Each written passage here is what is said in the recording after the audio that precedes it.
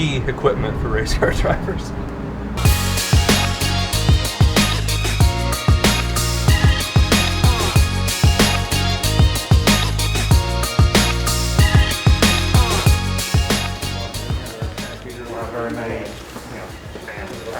Thank you very much for inviting me here and having taking the time to come up and chat. You know, when I was a student, I really enjoyed like seeing a practical application for the stuff that I was learning in class. I always felt like I gained the most when, you know, I was able to learn something in school or in a class theoretically, and then show a really cool practical application like race cars and, you know, what makes them work and how what they're learning in school ties into what we're doing on track at the race here. I think that is a good way of taking, you know, a class that maybe some kids may think, oh, this is boring, why am I learning this? And, you know, show them, hey, there's actually really cool ways that this applies in real life, and maybe you can provide a bit of inspiration for the ones that are on the fence about going into a STEM career. Everyone having a better understanding of STEM and STEM principles is a thing that's near and dear to my heart.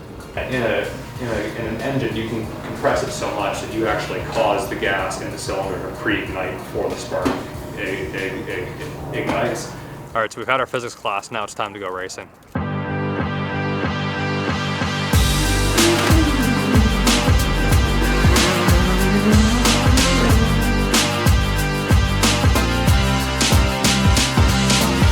It's an intense track, it's really busy. You know, there's a good mix of like high-speed corners, mid-speed, I guess it's not super high-speed, but like mid-speed corners.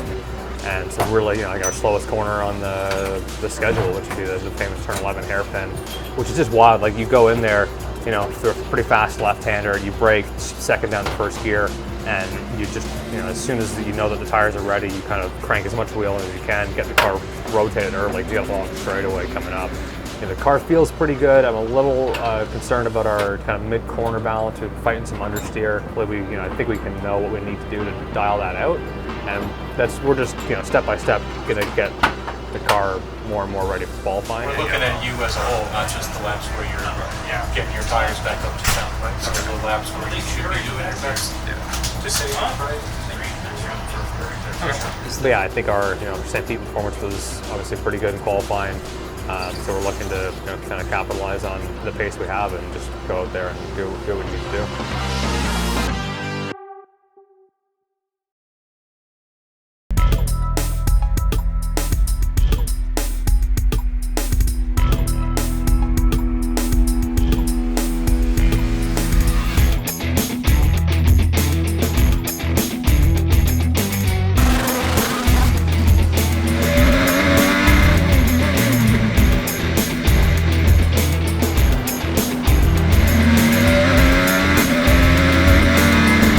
Yeah, it's always so competitive on the street circuits in IndyCar, and you know the delta between the cars is so small, so we just kind of missed making up a few spots with a few more tenths, but we ended up in a really tough group.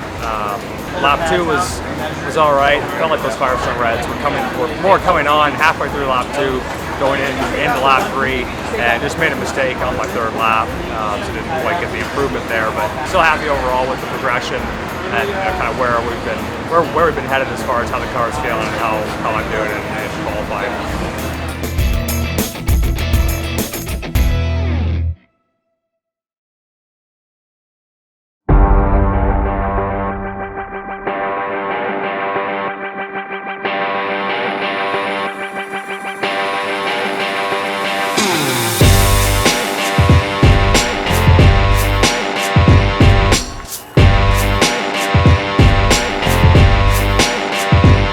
Ready to go, the Acura Grand Prix of Long Beach 2022.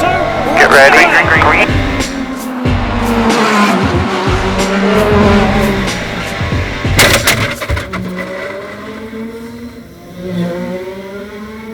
Dalton Kellett slammed into the tyre barriers. Hinch, he is out of this race. Almost by the time he came into the camera view, he already had that inside front locked up, Joe. So tricky in turn 1. When you know you're over the limit, it's way too late. There's just nothing that you can do to recover at that point. Up until then, I think it was going decently well. It moved up from where we'd started.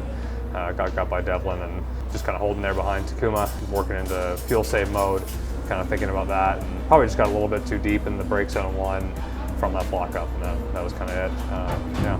yeah, I think it's really key to be able to, you know, take the lesson from this and then kind of move on. Obviously, you know, you don't want to go into the next event with the, you know, the negative perspective of how this event ended. And you know, if we look at the weekend on a whole, I think on the balance, there were still some good, you know, there were definitely some high points. You know, we're kind of knocking on the door of where we want to be. So I think, you know, just focusing on that stuff and then, you know, taking the lessons that I can take from today and then moving on to the next event.